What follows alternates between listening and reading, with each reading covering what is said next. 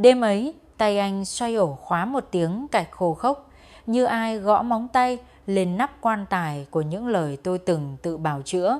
Ánh đèn hành lang chảy thành một vệt vàng mỏng, lừ lừ bò qua sàn nhà, dừng lại đúng nơi có đôi giày lạ. Tôi đứng ở giữa phòng mà cảm giác như đang đứng giữa ngã tư tai nạn. Mùi hoang mang, mùi xấu hổ, mùi của một cú rẽ không bật xi nhan. Người kia hấp tấp kéo lại sự tử tế đã tuột khỏi tay, còn tôi không còn đủ can đảm để dựng một câu nói cho ra hồn. Anh nhìn. Tôi nhìn, không có tiếng chửi rủa, không có đồ đạc bay, không có màn kịch ồn ào nào để hàng xóm gom góp thành câu chuyện ngoài chợ. Chỉ có im lặng loại im lặng nặng như cái nắp đậy nồi áp suất, khóa chặt mọi lý do vì cô đơn, vì say nắng, vì ai cũng có lúc yếu lòng.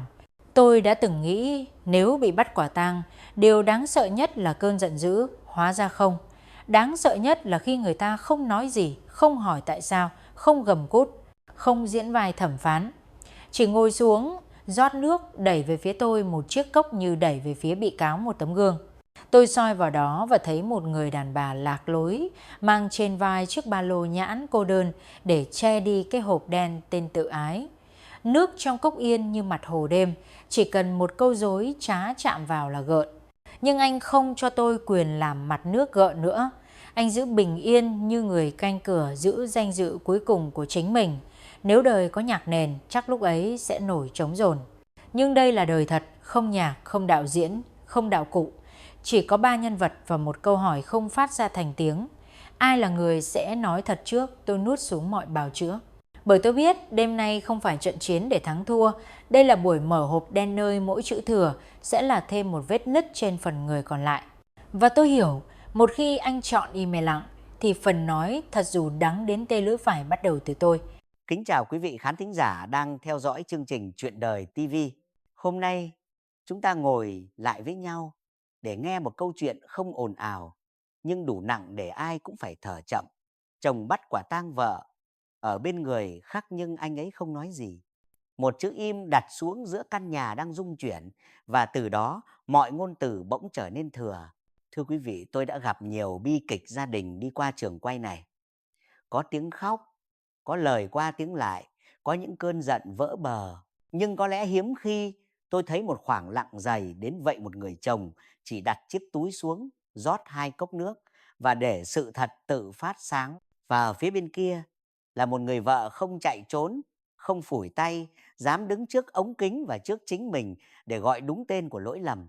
Câu chuyện hôm nay không phải để bày mưu đánh ghen, cũng chẳng phải để câu lấy những tiếng ồ ả trên mạng xã hội. Nó là một lớp học làm người lớn nơi chúng ta học cách phân biệt cảm xúc với hành vi, học cách đặt ranh giới và học cách trả giá một cách có phẩm giá. Người vợ nói tôi sai, câu đó tưởng dễ mà thật ra là bậc thềm cao nhất của quá trình sửa sai. Còn người chồng bằng im lặng lại nói được điều mà vạn câu trách móc không nói nổi, tự trọng. Tôi xin giới thiệu ngắn gọn để quý vị nắm mạch. Đêm đó, người chồng trở về và nhìn thấy điều không ai muốn thấy. Không tiếng quát tháo, không va đập, chỉ có hành động rất tối giản rót nước, ngồi xuống. Sáng hôm sau, họ có một cuộc đối thoại ngắn nhưng rạch ròi, thừa nhận cắt, đứt trị liệu bảo vệ con. Những từ khóa ấy là 4 cái cọc cắm xuống mảnh đất đang trượt. Người vợ không xin đặc xá, chị xin cơ hội lao động để sửa. Người chồng chưa trao phán quyết, anh đặt điều kiện rõ ràng để hai bên cùng nhìn vào một lịch trình cụ thể, có điểm đo, có hậu quả. Cảm nhận của tôi ư? Tôi vừa đau vừa mừng. Đau vì thấy một mái nhà thủng lỗ mà lỗ thủng này không phải do bão ngoài trời mà do một phút yếu lòng khoan ngay giữa phòng khách. Mừng vì giữa tình huống dễ biến thành chiến trường ấy, hai người đã không biến nhà thành chợ đông hay tòa án mạng. Đó là nền tảng hiếm, quý và đáng được cổ vũ. Tôi đặc biệt trân trọng cách người vợ kể lại, không mỹ miều hóa cái sai. Trong thời buổi ai cũng có thể dựng một bức phông vì cô đơn, chị đã cất phông để lộ bức tường thật nơi có những vết nứt mang tên tự ái, thèm được chú ý đè bút lên chỗ sai. Trần trụi như thế mới có chỗ cho xi măng của sự thật bám vào, mới chát lại được. Còn người chồng tôi nói thật, nếu hôm ấy anh nổi giận đập phá, có thể mọi thứ đã tan tác, nhưng anh lặng, im lặng của anh giống bờ đê, không ồn ào mà chặn được lũ trôi nhà đi. Chương trình hôm nay sẽ không hô biến phép màu, chúng tôi không có thuốc tiên giữ hôn nhân. Thay vào đó, chúng tôi mời quý vị nhìn thật kỹ bộ đồ nghề để sống sót qua biến cố. Sự thật có cấu trúc, ranh giới 3 tầng, lịch trình 30 ngày và cách phân biệt im lặng trị liệu với im lặng trốn tránh. Chúng tôi sẽ cùng nhân vật đi qua từng ngày một, kiểm lại từng con ốc, từng mối nối để xem nếu ở lại thế nào cho sạch, nếu ra đi thế nào cho đàng hoàng. Với riêng hai nhân vật của chúng ta, tôi chỉ xin nhắn gọn, người vợ đã bước vào ngôi nhà sửa chữa hãy sửa đến nơi đến chốn. Đừng dán nhãn đạo đức lên bề mặt rồi vội gọi đó là bình thường mới. Người chồng hãy giữ vững quyền nói hoặc quyền im mà. Nhưng khi nói, hãy nói bằng điều kiện rõ ràng và thời hạn cụ thể. Tha thứ nếu có, hãy để nó đi cùng hành động, chứ không đi một mình. Quý vị thân mến, Chuyện Đời TV luôn mong mình là một chiếc ghế vững dựa cơn gió, để ai đến cũng có thể ngồi xuống, đặt nỗi đau lên bàn và bàn đủ lâu cho đến khi thấy đường. Câu chuyện hôm nay mở ra bằng một tiếng cạch, nhưng không nhất thiết kết thúc bằng một tiếng đóng. Kết thế nào phụ thuộc vào cách mỗi người đặt tên cho sự thật và trả giá cho lựa chọn của mình. Bây giờ, xin mời quý vị đi cùng chúng tôi vào phần tiếp theo của hành trình này. Đêm đó khi cánh cửa bật cạch, tôi thấy thế giới trong tôi rơi xuống một bậc sâu hơn bóng tối. Không ai hét, không có tiếng đổ vỡ, chỉ có một sự thật đứng trần truồng giữa phòng. Tôi ngửi thấy mùi kim loại của nỗi xấu hổ như vừa cắn trúng lưỡi mình. Tôi là người đã đi lạc và anh Hanh không nói gì. Sự im lặng của anh đặt tôi ngồi vào ghế bị cáo, nhưng không trói tay, nó bắt tôi tự trói bằng sự thật. Có những đêm trái tim không đập nó nghiến. Tôi thử bấu víu vào những câu chữ dễ dãi, cô đơn, áp lực, yếu lòng. Mỗi chữ tôi đưa ra đều rơi xuống chân, nghe tiếng rỗng. Tôi nhớ lại tin nhắn "em ăn chưa" của người kia. Thứ ánh đèn neon tôi đã nhầm là mặt trời. Tôi nhớ lần đầu cho phép một cái chạm đứng lâu hơn cần thiết. Tôi nhớ khoảnh khắc biết sai nhưng vẫn đè bút vẽ tiếp, để rồi rách luôn cả tờ giấy hôn nhân. Tôi nhìn anh, thấy trong mắt anh không có bão, chỉ có bờ đê kiên nhẫn cản lũ. Tôi sợ bờ đê ấy vỡ vì tôi, sự thật không hét nó thì thầm đủ đau. Ngày thứ nhất sau biến cố, mọi vật trong nhà mang khuôn mặt cũ. Bữa cơm, chiếc cốc, tấm rèm. Tôi nhấc lên món gì cũng thấy mình không còn tư cách chạm. Tôi gấp áo mà nghe như xé vải từ bên trong. Một sợi chỉ kéo ra, ký ức tuôn theo. Tôi thấy mình ngồi trước gương hỏi, mày muốn cứu cái gì, hôn nhân hay lòng tự trọng? Câu hỏi ấy như cái đinh ghim xuống sàn, giữ tôi khỏi bị gió dối trá cuốn đi. Xin lỗi là câu ngắn trả giá là hành trình dài. Tôi mở sổ, viết 3 hàng. Tôi đã làm gì, vì sao, tôi phải trả giá thế nào để sửa. Dòng đầu dài, dòng 2 ngắn lại, dòng 3 run tay. Tôi mang sổ vào buổi trị liệu. Bác sĩ bảo đặt tên cảm xúc. Tôi đặt tên xấu hổ, sợ bị khinh, sợ mất mặt hơn là mất người. Tôi kinh ngạc, hóa ra không phải tôi sợ mất anh trước tiên, mà sợ mất bức tượng tốt đẹp tôi dựng về mình. Tôi đập vỡ tượng đó trong đầu, bụi bay lên nhưng tôi thở được. Đặt tên nỗi buồn nó nhỏ lại. Tôi nhắn cho anh, em sai. 2 chữ rơi xuống như viên sỏi vào giếng, không vang, không bọt. Tôi hiểu, tiếng vang không còn là đặc quyền của tôi. Im lặng của anh là vùng đệm cho tôi đứng mà không còn bào chữa. Tôi bắt đầu dọn ổ nguy cơ, xóa liên hệ, đổi đường đi làm, rời khỏi những nơi tôi dễ tìm một chiếc gương khen mình. Tôi để điện thoại ở chế độ giản đơn, cắt bớt thông báo như cắt bớt những tay kéo tôi ra khỏi đường thẳng. Không có lòng tốt bán thời gian. Ngày thứ 3 tôi đi ngang tiệm bánh giò nơi anh từng dầm mưa xếp hàng. Mùi lá chuối nóng hổi mở van nước mắt của ký ức. Tôi đứng chôn tại chỗ giữa phố đông như mắc câu. Tôi thấy cảnh anh cởi áo che đầu tôi ngày mưa cũ. Tôi tự hỏi tại sao tôi nhầm ánh đèn ngoài phố với mái hiên nhà mình. Câu trả lời chảy ra chậm rãi, vì tôi muốn được ngắm mình lung linh trong mắt một người lạ, thay vì học cách đứng ngay ngắn trong mắt người gần. Ký ức là máy chiếu, tôi học bấm nút dừng. Buổi tối, ngón tay tôi run trước nút gửi tin. Tôi muốn giải thích, muốn chứng minh, muốn lôi cả vũ trụ chữ ra đắp lên vết thương. Rồi tôi nhớ, lời quá nhiều sẽ thành băng keo dán lên da ước không bám chỉ rác. Tôi chỉ viết 3 gạch đầu dòng cho chính mình. Hôm nay làm gì để sửa, vấp ở đâu, mai làm khác thế nào. Gửi xong tôi tắt màn hình, ngồi nghe tiếng thở của căn phòng vắng. Tôi thấy mình bé lại vừa vặn với kích cỡ sự thật. Minh bạch là khóa cửa mới cho căn nhà cũ. Chúng tôi gặp nhau ở quán cũ. Anh đặt lên bàn một cuốn sổ bìa đen, kẻ sẵn hai cột. Hành động của em, cảm nhận của anh. Tôi nhìn những ô trống thấy tình yêu hóa thành bảng đo. Nhưng nếu không đo, niềm tin sẽ mãi là khí. Tôi cầm bút, viết, đã chặn liên hệ, bắt đầu trị liệu, gửi báo cáo ngày. Anh viết, thấy nỗ lực, vẫn đau, cần thời gian. Tôi đọc từng chữ, nghe tim mình bước chậm theo nhịp của anh. Tôi hiểu, anh không nợ tôi tiến độ hồi phục.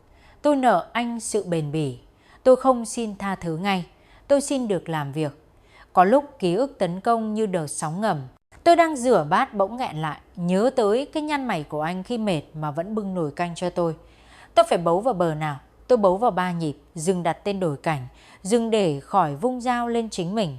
Đặt tên để không gọi bóng tối là định mệnh, đổi cảnh để đầu óc có cửa sổ mở ra ngoài. Tôi đi bộ, đếm nhịp chân như đếm lại những phép cộng nhỏ mà mình đã thiếu với anh. Đừng bắt người khác thở thay mình. Một email gửi đến, muốn nói lời cuối cho tử tế. Tôi không trả lời. Tôi không rút kim khi vết thương còn ướt. Tôi chuyển email đó vào thư mục bằng chứng của cơn cám dỗ, để tôi nhớ rằng nghĩa tình không thể là cầu nối cho sai trái. Tôi đã quá nhiều lần đứng trên cây cầu chỉ thêm một lần nữa, và mỗi lần là một viên gạch rơi khỏi nền nhà. Cắt đứt không tàn nhẫn đó là vệ sinh. Đêm thứ 7 tôi ghé nhà lấy sách. Anh mở cửa lùi một bước nhường lối. Chúng tôi chạm mắt như hai người lạ biết quá rõ về nhau. Tôi chỉnh lại góc khăn trải bàn thói quen rồi giật tay về. Tôi hiểu, từ nay tôi không có quyền trang trí lại bình yên của anh theo ý mình. Tôi học cách đi ngang qua những thứ từng gọi là của tôi mà im lặng, như người đi qua đồng hoa không bứt một nhành. Tự trọng là áo giáp duy nhất không rách. Trị liệu buổi 3, tôi nói, em sợ nhất không phải mất anh, em sợ nhất là ở lại với phiên bản cũ của mình. Bác sĩ gật đầu. Tôi về, ngồi trong bóng tối, nghe tim đập như người gác máy kiểm tra. Vẫn chạy. Khi máy còn chạy, còn sửa được. Tôi viết thư gửi chính tôi của một năm tới. Nếu em đọc lại, hãy hỏi 3 điều em có sống thật không? Em có nấp dưới chữ cô đơn để lách chuẩn không? Em có tôn trọng ranh giới người khác như em đòi họ tôn trọng em không? Tôi gấp thư kẹp vào sổ bìa đen. Ngày mai không hứa gì. Tôi hứa với ngày mai. Tôi nhắn cho anh. Ngày mai em vẫn gửi 3 dòng. Không kèm đòi hỏi, không đổi trác. Nếu một ngày anh có thể nói, em sẽ lắng nghe. Nếu anh chọn im lâu hơn, em vẫn sẽ tiếp tục làm việc. Tôi đặt điện thoại xuống. Lần đầu sau nhiều ngày ngủ được một giấc liền mạch. Không phải vì bình yên đã phủ xuống, mà vì tôi thôi thương lượng với chiếc bóng của mình. Tôi thấy một đường mảnh như sợi chỉ căng ngang vực tôi, đặt chân lên tay run, nhưng mắt nhìn thẳng. Và dẫu gió có rít, tôi vẫn nghe rõ tiếng mình đi tiếp. Kính chào quý vị khán thính giả đang theo dõi Chuyện Đời TV. Hôm nay, trước mặt chúng ta là một câu chuyện khó nghe nhưng cần nghe. Một người vợ thừa nhận đã đi làm, một người chồng trở về bắt gặp và chọn im lặng. Tôi gọi đây là khoảnh khắc giữ nhà bằng tự trọng, không gầm gào, không ồn ào, chỉ đặt chiếc túi xuống, rót 2 cốc nước để sự thật tự phát sáng. Ở phía đối diện, người vợ không chạy trốn, không đổ lỗi cho cô đơn hay áp lực, mà nhận chữ sai. Tôi trân trọng cả 2 điểm ấy, vì giữa cơn chao đảo, họ đã không biến căn nhà thành chợ hay thành tòa án mạng. Cảm nhận đầu tiên của tôi là nỗi đau ở đây đã chạm đến phần sâu nhất, nhưng vẫn được giữ trong khuôn. Im lặng của người chồng không phải sự khinh bỉ, mà là một bờ đê bình thản chặn lũ để đồ đạc trong nhà không bị trôi đi hết. Sự thú nhận của người vợ không phải màn trình diễn hối hận, mà là một cam kết bước vào xưởng sửa chữa, cắt đứt nguy cơ, trị liệu có lịch, minh bạch từng ngày. Khi 2 chuyển động ấy gặp nhau, ta mới có chất liệu để nói đến cơ hội, dù nhỏ. Nhận xét của tôi về người vợ: chị đã đi đúng 3 bước khó nhất. Thứ nhất, gọi đúng tên hành vi thay vì trộn lẫn với cảm xúc. Thứ hai, đặt ra một tiến trình có thể đo đếm, tránh kiểu xin lỗi rồi để đó.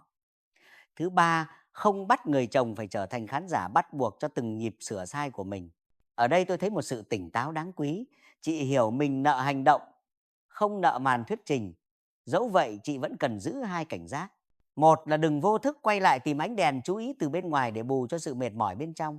Hai là đừng gọi những cử chỉ tử tế nhỏ của mình là công trạng. Đó chỉ là vệ sinh tối thiểu của người đã bước nhầm. Nhận xét của tôi về người chồng: sự điềm tĩnh của anh là điểm tựa hiếm. Tuy nhiên điềm tĩnh không đồng nghĩa với việc không có nhu cầu. Anh nên cho các nhu cầu ấy một hình hài rõ ràng. Anh cần điều kiện gì để cảm thấy an toàn, ranh giới nào là không thể vượt, thời hạn nào để đánh giá lại. Viết ra, gửi cho nhau, coi như một quy ước sống chung có thời hạn.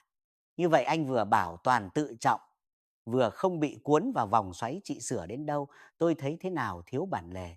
Tôi cũng ghi nhận bảng tiến độ 2 cột mà hai người đã kể. Nó lạnh nhưng cần. Tình yêu có thể nảy mầm từ cảm xúc, còn niềm tin phải lớn lên từ dữ liệu lặp lại. Ở cột trái, liệt kê hành động cụ thể, phân ngày giờ, có bằng chứng. Ở cột phải, ghi cảm nhận trung thực theo thang điểm. Nhưng đừng dùng điểm số để trừng phạt, dùng nó để định hướng điều chỉnh. Khi cảm nhận tụt, thay vì cãi nhau về cảm xúc, hãy thỏa thuận thêm một hành động bù đắp, một buổi trị liệu cá nhân, một buổi đối thoại có cấu trúc, một cam kết minh bạch bổ sung.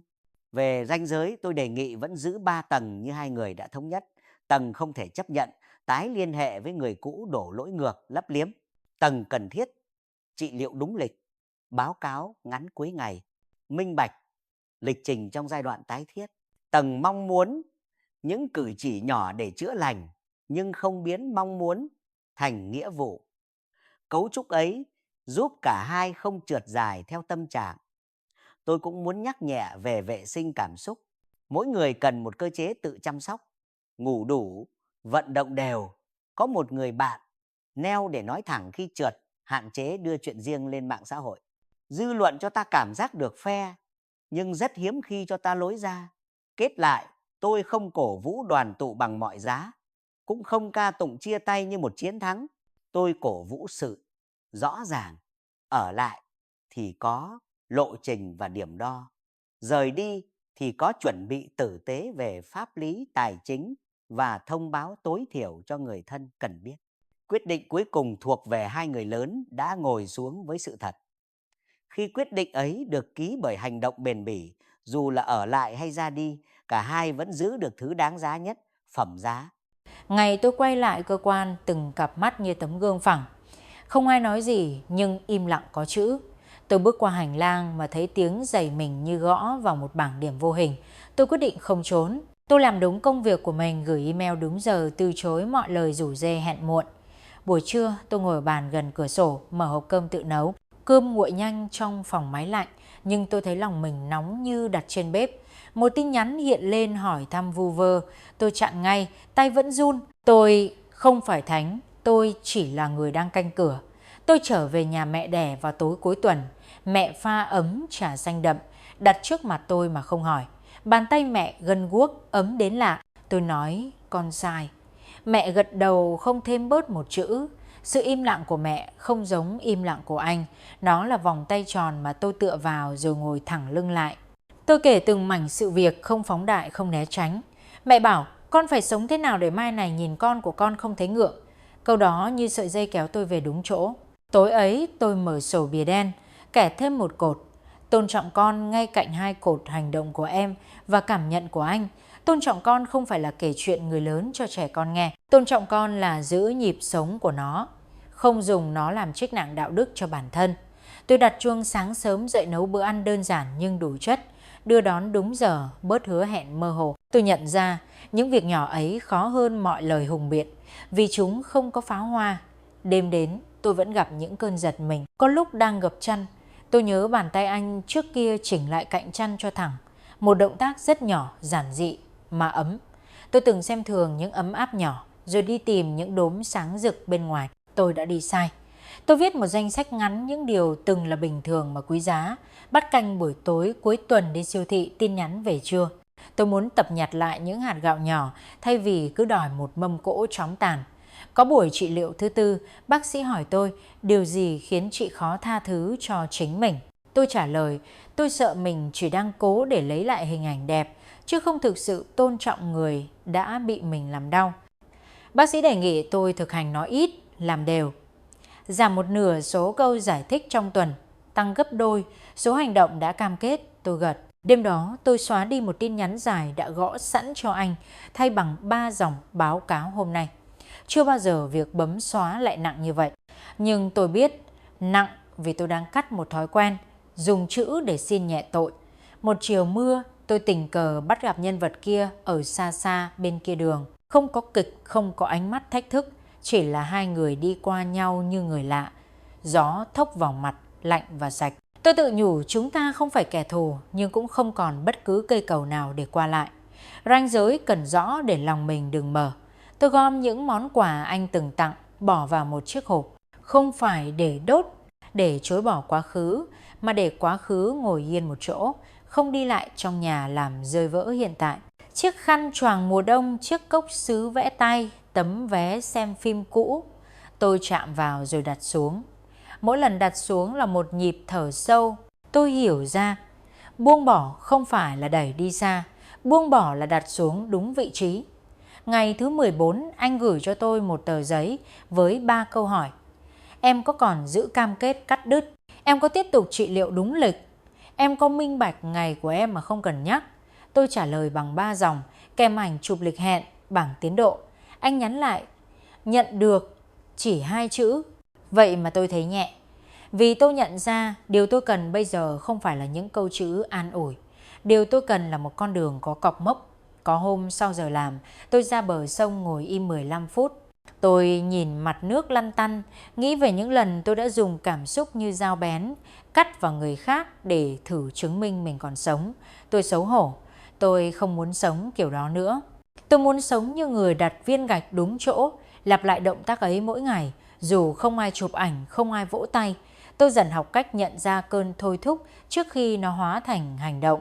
Trong đầu tôi, một chiếc chuông bé xíu reo lên khi có tin nhắn vô thưởng vô phạt, khi có lời rủ rê giờ lỡ cỡ, khi lòng tôi trộn rộn vì một ánh nhìn. Chuông reo, tôi dừng. Tôi hít sâu đếm đến 5, xóa tin, rời chỗ. Những động tác đơn giản giữ tôi khỏi những vết rách lớn. Tôi ghi lại vào sổ, hôm nay đã nghe chuông 3 lần, đã dừng 3 lần. Tôi thấy mình như học tiếng nói của chính bản năng, dạy nó ngồi xuống khi cần. Một buổi khác tôi ngồi đối diện anh ở quán cà phê vắng. Anh hỏi em có muốn ở lại không? Tôi không trả lời ngay. Tôi nhìn vào tách cà phê bốc khói mỏng. Tôi hiểu rằng muốn không đủ, ở lại cần xứng đáng. Tôi nói em chỉ xin quyền được tiếp tục làm. Đến khi nào anh thấy việc làm của em đủ dày để gọi tên. Nếu tới một ngày anh vẫn không thể hít thở bình thường khi nghĩ đến em sẽ là người ký vào quyết định rời đi. Tôi không muốn níu bằng tội nghiệp, tôi muốn giữ anh khỏi một kiểu sống mòn. Đêm ấy tôi về nhà trọ, mở cửa sổ đón gió. Thành phố ồn ào như mọi khi, nhưng trong tôi bớt náo loạn. Tôi trải tấm chăn mỏng, tắt đèn, nằm nghe tiếng quạt quay. Lần đầu sau nhiều tuần tôi không mơ cảnh cũ. Tôi mơ mình đang đi bộ trong một con hẻm đầy nắng, từng bậc gạch đỏ mới lau sạch và gọn. Tỉnh dậy tôi thấy cổ họng khô nhưng đầu không nặng. Tôi pha một cốc nước ấm, nhìn hơi nước bay lên, nghĩ có lẽ đây là hình dạng của hy vọng vừa phải. Sáng hôm sau tôi chuẩn bị một bữa sáng nhỏ mang tới cho anh và con theo lịch đón đưa. Tôi gõ cửa, đặt túi lên bàn, không nấn ná. Anh gật đầu cảm ơn. Chúng tôi không nói đến những câu lớn, tôi gửi báo cáo 3 dòng trước khi rời đi. Cửa khép lại nhẹ nhàng. Tôi đứng ngoài hành lang giây lát rồi quay lưng. Mỗi bước chân trên bậc thang là một phép cộng nhỏ tôi làm cho chính mình. Buổi tối, tôi ngồi viết thư gửi chính tôi của ngày mai. Hãy tiếp tục sống thật. Hãy tiếp tục tôn trọng ranh giới người khác. Hãy tiếp tục làm việc mà không cần chứng nhân. Nếu có ngày mệt, hãy ngồi xuống, uống nước, gọi cho bạn Neo, đọc lại 3 câu hỏi của anh. Và nếu có ngày bình yên đến chậm, hãy tiếp tục thắp đèn cho mình, để không phải vay mượn ánh sáng của ai. Tôi ký tên, gấp thư, đặt vào trong sổ. Không còn nước mắt rơi lên trang giấy, chỉ có mực khô và một bàn tay đã bớt run. Nghe phần chia sẻ tiếp theo của chị, tôi thấy một người đang đi từ vùng tối ra chỗ sáng bằng những bước nhỏ đều và thật. Không khoa trương, không xin thương hại. Chị chọn lao động âm thầm, cắt đứt liên hệ rủi ro, kỷ luật với cảm xúc, tôn trọng con. Và đặc biệt là không bắt chồng phải xem hành trình sửa sai của mình mỗi ngày. Đây là dấu hiệu trưởng thành hiếm gặp giữa khủng hoảng. Tôi xin đưa ra vài nhận xét thẳng thắn. Thứ nhất, chị đã chuyển từ ngôn ngữ cảm xúc sang ngôn ngữ hành vi. Chị không còn nói em cô đơn hay em yếu lòng, mà quy về các thao tác có thể quan sát, xóa, chặn, đổi lộ trình, giảm thông báo, trình báo cáo 3 dòng mỗi tối. Khi một sai phạm được chuyển thành chuỗi hành động khắc phục, khả năng sửa chữa tăng lên thực sự. Tôi đánh giá cao việc chị tự thiết kế bảng tiến độ cùng anh cột trái là việc đã làm, cột phải là cảm nhận của anh. Nó lạnh nhưng công bằng, tình cảm có thể lung lay, dữ liệu thì không. Thứ hai, chị đã xây ranh giới theo đúng thứ tự. Ranh giới với bản thân nghe chuông cảnh báo nội tâm và dừng lại. Ranh giới với người thứ ba không thư từ cho tử tế. Và ranh giới với cộng đồng không biến chuyện riêng thành đề tài công khai. Cả ba lớp này đều giúp bảo toàn phẩm giá cho đôi bên, nhất là cho người bị tổn thương.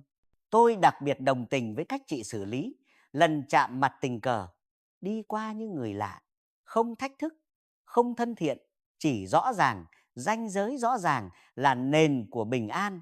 Thứ ba, tôi ghi nhận sự tôn trọng con mà chị thể hiện, không kéo trẻ vào làm chứng nhân đạo đức, giữ nhịp sinh hoạt ổn định, giản lược lời hứa nhưng tăng chất lượng hiện diện. Trẻ con không cần biết chi tiết sai lầm của người lớn, chúng cần cảm giác an toàn và đều đặn. Việc chị thêm một cột tôn trọng con vào bảng tiến độ là quyết định đúng và đáng khen. Thứ tư, về mối quan hệ vợ chồng, tôi thấy hai người đang thử xây một hợp đồng tạm dựa trên điều kiện đo được. Trị liệu đúng lịch, minh bạch vừa đủ, định kỳ đối thoại ngắn. Ở đây, anh vẫn giữ khoảng cách cần thiết để bảo toàn mình, đồng thời không đóng sập cửa đối thoại. Chị thì nhất quán với mô hình nói ít, làm đều. Nếu duy trì 3.060 ngày với nhịp ấy, hai người sẽ có dữ liệu đủ dày để đưa ra quyết định lớn mà không bị cảm xúc nhất thời dẫn dắt. Thứ năm, vẫn còn hai rủi ro chị cần cảnh giác. Một là mệt mỏi đạo đức, làm đúng nhiều ngày dễ nảy sinh mong đợi, đối phương phải cảm nhận ngay. Khi tín hiệu hồi đáp chậm, rất dễ trượt về, đòi nợ cảm xúc. Hai là cơn đói, chú ý. Sau thời gian dài kiêng khem kích thích, những lời hỏi han vu vơ rất có thể quay lại như mồi nhử. Cách đối trị là duy trì chuông nội tâm và quy tắc 3 bước dừng đặt tên đổi cảnh như chị đã làm. Cộng thêm một lịch trình sinh hoạt giàu nhịp độ giấc ngủ, vận động, việc nhà để hệ thần kinh được an ổn. Về phía anh tôi có một đề nghị nhẹ. Những tờ giấy với 3 câu hỏi anh gửi cho chị là khung rất tốt. Anh nên bổ sung thời hạn đánh giá định kỳ, ví dụ mỗi 2 tuần. Và ghi rõ hậu quả của từng mức vi phạm trong giai đoạn tái thiết, không phải để đe dọa, mà để cả hai khỏi tự suy diễn. Khi luật chơi rõ ràng, lòng tự trọng của cả hai được bảo toàn. Sau cùng, tôi muốn đặt một tiêu chí kiểm định đơn giản cho cả hai. Mỗi tối, trước khi ngủ, thử trả lời 3 câu ngắn: hôm nay tôi đã làm gì khiến nhà này bình yên hơn? Tôi đã tránh được điều gì có thể làm nhà này nứt thêm? Ngày mai, tôi sẽ làm gì giống hôm nay và làm gì khác hôm nay? Nếu cả hai cùng tích lũy được những phép cộng nhỏ ấy, con đường ở lại sẽ hiện ra rõ ràng hơn. Còn nếu sau một quãng đủ dài, bảng tiến độ cho thấy nỗ lực nghiêm túc ở một bên, không gặp sự tham gia tương xứng ở bên kia, quyết định rời đi cũng cần được thực hiện trong trật tự, với chuẩn bị pháp lý và tinh thần đầy đủ. Chuyện đời TV không phát ra phán quyết thay quý vị. Chúng tôi chỉ chiếu sáng lối đi. Ở đó, tôi nhìn thấy ở chị một ý chí làm lại thật sự, và ở anh một sự điềm tĩnh có khuôn phép. Nếu hai chất liệu ấy tiếp tục gặp nhau đúng nhịp, dù kết cuộc là nắm tay hay buông tay, cả hai vẫn có thể bước ra khỏi biến cố này như những người lớn không mất phẩm giá, không nợ thêm sự thật. Ngày cuối cùng của tháng thử thách, tôi ngồi trước cuốn sổ bìa đen đã dày tay hơn hẳn ngày đầu. Những hàng chữ thẳng thắn như bậc thang đưa tôi leo từ hố sâu của xấu hổ lên một nền đất phẳng. Tôi mở cửa sổ để gió thổi qua tấm rèm đã giặt, mùi nắng đọng lại trên sợi vải. Có những buổi tối tôi vẫn mệt, vẫn muốn viết một đoạn dài để xin người khác thở thay mình, rồi lại xóa đi, chỉ giữ 3 dòng báo cáo. Cũng có những sáng tôi dậy sớm, nấu một bữa ăn giản dị, để khi đặt xuống bàn nhìn con cầm thìa, tôi biết mình vẫn còn một lý do rõ ràng để trở thành người có trật tự. Hóa ra phần kết của một cơn bão không phải là bầu trời xanh, phần kết là lúc mình không còn chạy theo mưa. Tôi và anh hẹn ngồi lại ở chiếc bàn gỗ quen thuộc. Bàn tay tôi bớt run, còn anh trông gầy đi một chút, nhưng ánh mắt đã thôi đỏ. Anh đặt cuốn sổ của anh bên cạnh sổ của tôi, hai tập giấy như hai đường ray đặt song song. Chúng tôi lật lại những ngày qua. Tôi đọc các mốc đã làm, anh đọc các ghi chú cảm nhận. Có trang anh viết rất ít, có trang khoảng trắng nhiều hơn chữ. Khoảng trắng ấy kể nhiều điều mà chữ không nói được. Tôi nhận ra nỗ lực của tôi không biến đau thành vô hình. Nó chỉ biến đau thành thứ có thể gọi tên mà không vỡ tay khi chạm vào. Anh hỏi, em còn điều gì chưa nói? Tôi gật. Còn một điều muốn cảm ơn im lặng của anh trong đêm đó. Im lặng ấy giữ nhà chúng ta không biến thành chợ, cũng giữ cho em không có một cái cớ nào để tiếp tục tự lừa mình. Nếu ngày ấy anh quát, có lẽ em đã dùng tiếng quát làm tường chắn, rồi thu mình sau đó để kể lể. Còn khi anh im, em không còn nơi nào để ẩn. Em phải ngồi xuống với sự thật. Tôi không nói để xin một tấm vé trở về. Tôi nói để đặt xuống một món nợ tinh thần tôi mang theo bấy lâu. Chúng tôi đi qua từng điều kiện một, cắt đứt, trị liệu, minh bạch, tôn trọng con. Tôi báo cáo đủ cả. Anh hỏi điều khó nhất với em là gì? Tôi nói khó nhất là học cách làm đúng mà không mong được thấy ngay kết quả trên gương mặt anh. Trước đây tôi quen đo mọi thứ bằng phản ứng, giờ tôi học đo bằng việc lặp lại. Tôi hiểu có những hạt giống nằm lâu dưới đất hơn những hạt khác, nhưng nếu không gieo đều tay sẽ chẳng có gì này. Anh im một nhịp rồi nói, khó nhất với anh là không để trí nhớ điều khiển cả tương lai. Anh đang tập đứng nhìn hiện tại như một trang mới không phủ từ mực cũ. Tôi nghe và thấy những câu giản dị ấy mở ra một khoảng thở. Tôi lấy từ trong túi ra một phong bì mỏng, trong đó là 2 bản giấy. Một là lộ trình 60 ngày tiếp theo với các mốc đo mới giảm dần tần suất báo cáo nếu thang an toàn của anh tăng. Thêm 2 buổi trị liệu cá nhân vào những tuần khó.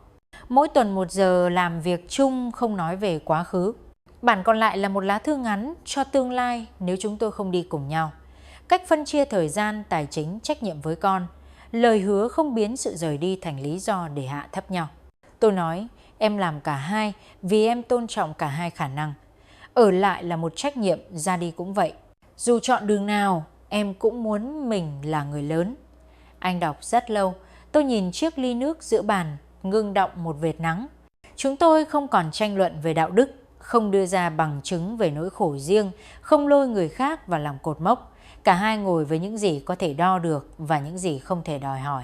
Tôi hỏi, anh có muốn thêm điều kiện nào nữa? Anh nói, anh muốn em tiếp tục giữ ranh giới với mạng xã hội, đừng để dư luận gấp hộ mình tờ giấy kinh nghiệm sống. Tôi gật.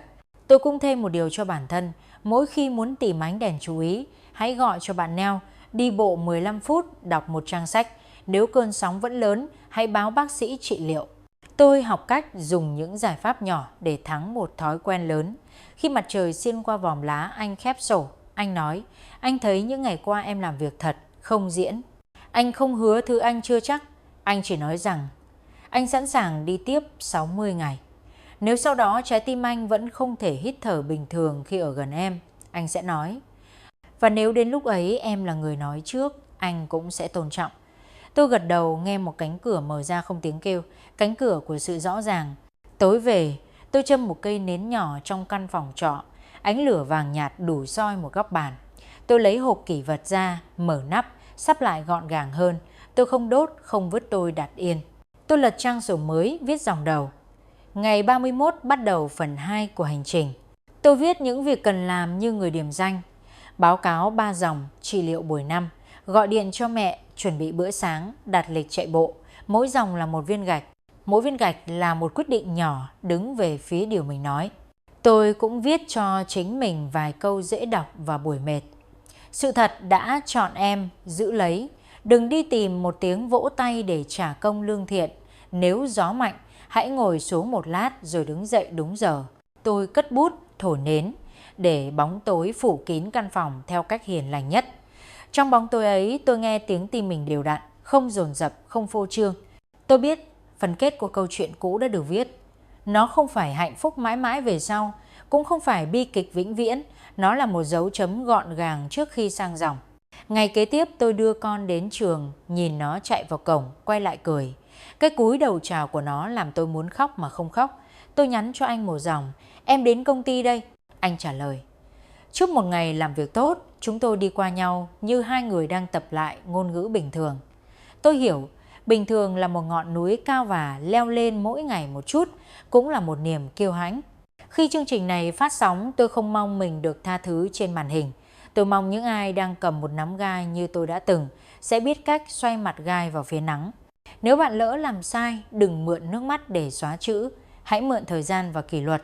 Nếu bạn là người bị đau, bạn có quyền giữ im lặng như một bờ đê và bạn có quyền lên tiếng khi cần. Còn tôi sẽ tiếp tục bước những bước nhỏ, đều và thật, dù đến cuối cùng đôi tay này nắm lại hay buông ra. Bởi điều duy nhất tôi chưa từng có mà giờ tôi đang học là đứng trước gương và thấy một người không còn nợ thêm sự thật. Nghe phần kết của chị, tôi thấy một khung cảnh đã khác. Vẫn là hai con người ấy, vẫn là căn phòng ấy, nhưng đồ đạc đã được đặt lại đúng vị trí. Không phải vì phép màu, mà vì một chuỗi quyết định nhỏ lặp đi lặp lại đủ lâu để trở thành thói quen. Trong các câu chuyện tại trường quay này, điều quý nhất không phải là cái kết đoàn tụ hay chia tay, mà là cách mỗi người đi đến cái kết ấy. Có trật tự, có lòng tự trọng, có tấm bản đồ để người sau nhìn vào mà rút kinh nghiệm. Nhận xét của tôi về đoạn đường 30 ngày vừa qua là hai người đã biến cảm xúc thành cấu trúc. Người vợ chuyển từ lời xin lỗi sang lịch sửa sai, người chồng chuyển từ cơn sốc sang điều kiện rõ ràng. Họ không đòi nhau những thứ mơ hồ, họ đòi nhau những việc có thể làm được trong một ngày bình thường. Báo cáo ngắn, trị liệu đúng hẹn. Giờ đối thoại có cấu trúc tôn trọng ranh giới với con và với cộng đồng. Chính các phép cộng nhỏ này mới là xi măng bám chắc vào vết nứt. Tôi đánh giá cao hai bản giấy mà chị đem tới. Lộ trình 60 ngày tiếp theo và kịch bản văn minh nếu phải rời đi. Nhiều cặp đôi vấp ở chỗ chỉ vẽ con đường nếu ở lại mà không dám nhìn nếu rời. Khi cả hai kịch bản đều được chuẩn bị bằng thái độ nghiêm túc, con người bước đi tự do hơn và tử tế hơn bởi không còn bị nỗi sợ làm chủ. Quyền lựa chọn khi ấy mới thật sự là lựa chọn, không phải phản xạ phòng vệ. Với anh, tôi ghi nhận sự thành thật khi nói không hứa điều mình chưa chắc. Không hứa là một dạng tôn trọng, nhưng anh cũng đã mở một cánh cửa, sẵn sàng đi tiếp 60 ngày, tiếp tục đo bằng dữ liệu, thay vì chỉ lắng nghe ký ức. Điều này rất quan trọng, vì ký ức nếu không được quản lý sẽ trở thành một thẩm phán không bao giờ cho ai bản án khoan hồng. Đặt hiện tại lên bàn, để quá khứ ngồi sang ghế sau đó là cách duy nhất để lái xe an toàn. Với chị, tôi muốn nhắc hai điều để đi đường dài. Một là duy trì độ ẩm của lòng tốt, không khô khốc đến mức biến nỗ lực thành bảng chấm công vô cảm, cũng không ướt át đến mức biến nỗ lực thành sân khấu xin khen. Hai là tiếp tục tôn trọng ranh giới của chính mình. Ngủ, ăn, vận động, đọc, làm việc chúng là nguồn năng lượng giúp hệ thần kinh không bị kiệt. Nhờ đó ta bền hơn với kỷ luật. Người kiệt sức thường dễ tái phạm không phải vì xấu mà vì yếu. Tôi cũng muốn gửi tới cả hai một bài kiểm đơn giản cho 60 ngày tới. Mỗi tuần, ngồi lại 20 phút trả lời 4 câu có chưa đã giữ ranh giới, đã minh bạch, đã hoàn thành trị liệu đối thoại, đã có một hoạt động chung bình thường. Nếu 3 trong 4 câu là có đều đặn, con đường ở lại dần rõ. Nếu dưới ngưỡng ấy, liên tiếp nhiều tuần, hãy cân nhắc kịch bản rời đi trong trật tự như chị đã chuẩn bị. Đặt tiêu chí trước sẽ cứu chúng ta khỏi quyết định bốc đồng sau. Cuối cùng, tôi muốn nói với quý vị, chương trình này không phát hành những tấm vé hạnh phúc. Chúng tôi chỉ phát những tấm bản đồ. Đường nào cũng có ổ gà, nhưng có đường đưa về nhà. Trong câu chuyện hôm nay, tôi thấy hai người lớn đã chọn bản đồ thay vì chọn đèn sân khấu. Dù 60 ngày tới họ nắm tay hay buông tay, tôi tin họ sẽ bước ra khỏi biến cố này mà không mang theo thùng xăng của hận thù, cũng không khoác áo choàng của tội nghiệp. Họ sẽ mang theo đúng một thứ, phẩm giá. Chuyện Đời TV xin cảm ơn quý vị đã ngồi lại đến cuối phần kết. Như chúng ta vừa chứng kiến, không phải là một dấu chấm đặc, nó là một dấu chấm gọn gàng trước khi sang dòng. Cầu chúc cho những ai đang đi qua một cơn bão biết cách đặt đồ đạc lại đúng chỗ, biết cách ký tên vào quyết định của chính mình, và nhất là biết cách giữ chiếc ghế vững giữa căn nhà để sau cùng, dù ở lại hay rời đi, lòng mình vẫn ngay ngắn.